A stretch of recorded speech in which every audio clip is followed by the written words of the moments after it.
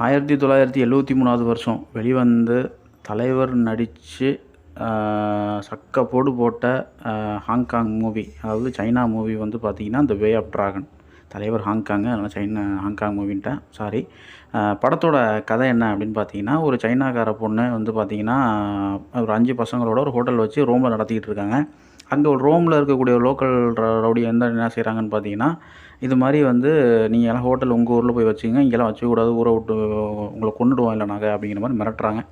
அப்போ நம்ம தலைவரை வந்து பார்த்திங்கன்னா வர வைக்கிறாங்க அந்த சைனாக்கார பொண்ணு, ஐ மீன் ஹீரோயின்.